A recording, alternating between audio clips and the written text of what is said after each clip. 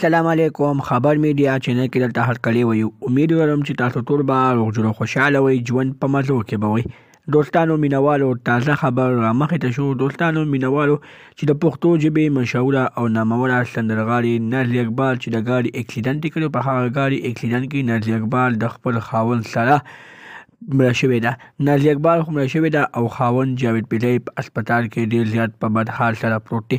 نازیه اقبال اکسیډنټ څنګه وکړو، په کومه طریقه باندې وکړو، کوم ځای کې ګاډی چلوو، دوستانو چې نازیه اقبال په ځان باندې پوه نه شوه او د ګاډي اکسیډنټ شو.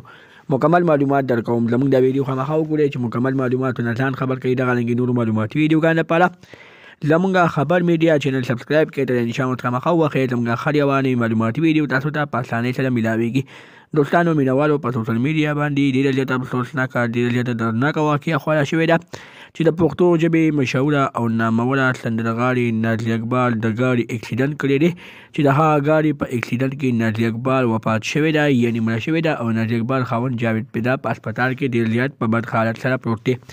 تاسو ته یادګرنه وکړم چې دوی په لندن کې دی، لندن ښار کې دوی روان وو او د دوی ګاډي سره وجنګېدو، ټریفیک حادثه ورسره مخې ته شوه.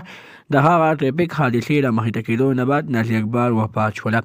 په سوشل میډیا باندې چې دا خبر خور شو نو ډېرو خلکو نازیه اقبال سره رابطې شروع کړې او جاوید پیدا سره نو اخره کې جاوید پیدا او نازیه اقبال بیا په لایو ویډیو باندې راغلل او په سوشل میډیا باندې د خپل د مرګ ټول حقیقت ښکاره کړو.